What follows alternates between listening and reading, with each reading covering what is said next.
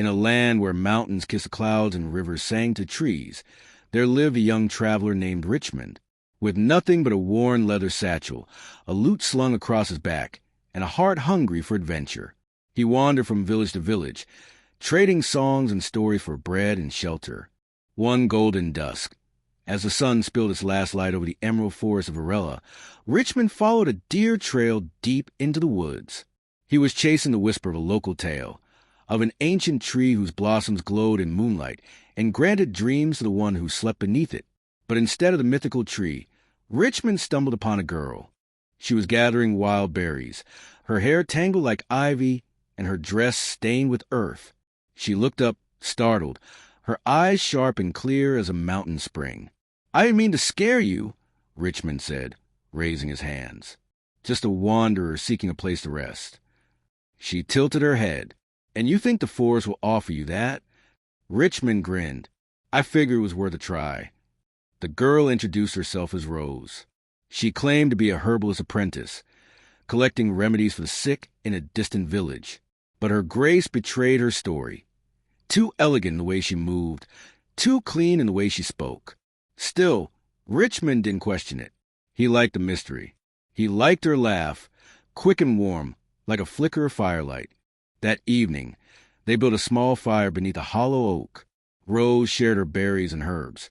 Richmond sang her a song he made on the spot. It was clumsy, but she smiled through it. They spoke of dreams. He of the world beyond the hills, she of people she could never truly know.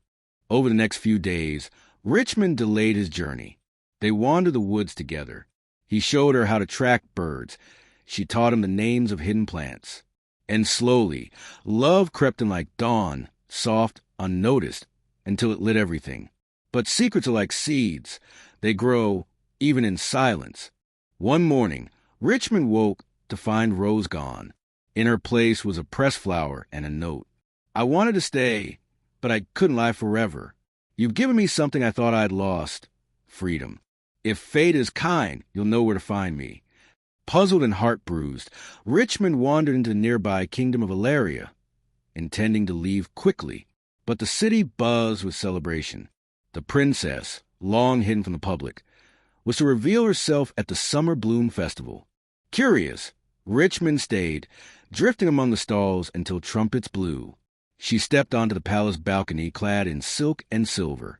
It was Rose, no longer cloaked in dirt and moss, but wearing a crown of roses and eyes filled with the same wild fire.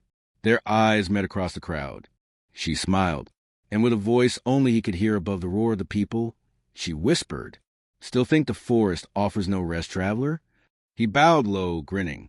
And so began a new story of a princess who longed for freedom and a traveler who had never known home, written not in ballads or royal scrolls, but in the hush of the woods and the bloom of wild roses. The festival raged on around him, but Richmond stood still, heart thundering like hooves over stone. Rose, Princess Rosalina Valeria, had returned to her world of marble halls and golden crowns. Yet her eyes, locked with his, whispered a truth deeper than royal titles. She hadn't forgotten him. That night, a royal summons reached Richmond in the crowded inn where he lodged. An official with a velvet sash handed him a sealed parchment bearing the royal crest. "The princess requests your presence in the East Garden. Midnight. Come alone." The garden was silent beneath the stars, lit by the glow of silver lanterns and the scent of blooming night roses.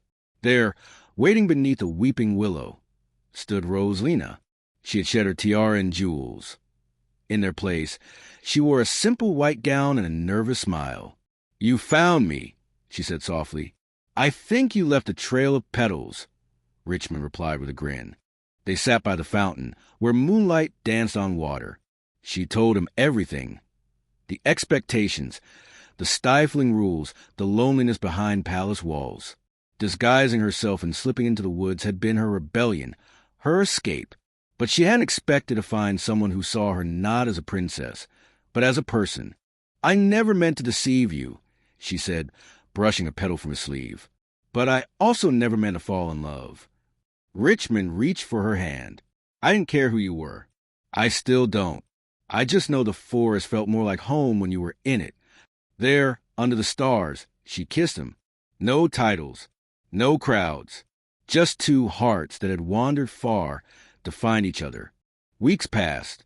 Rumors bloomed across Ilaria. The princess was in love with a commoner, a bard, a drifter from the wilds. Whispers filled court halls, some disapproving, some delighted. But Rosalina was unshaken.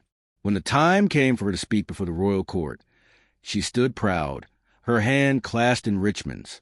"I will rule, yes," she declared, "but not alone, and not without love. Richmond is not just a traveler. He is my compass. And if a kingdom cannot welcome a heart like his, then I have no desire to wear its crown." To the surprise of many, the king, her father, rose slowly from his throne. After a long pause, he smiled. "Then let the kingdom learn from your courage." Months later, the palace hosted the grandest celebration in a generation. Not just a royal wedding, but a union of two worlds, court and forest, crown and freedom. The people cheered for Princess Rosalina and Richmond of the Wilds, as he came to be known. Richmond still wore his lute, even in royal robes. He still wandered, but now with Rosalina by his side. Together, they journeyed across the kingdom, healing wounds of the land and its people, living not above them but among them. And in the spring, when the ancient tree in Varela finally bloomed, they returned to that hollow oak where it all began. Richmond carved their initials into its bark, R+R, where freedom met love. And the tree, as the legend said, glowed softly under the moonlight,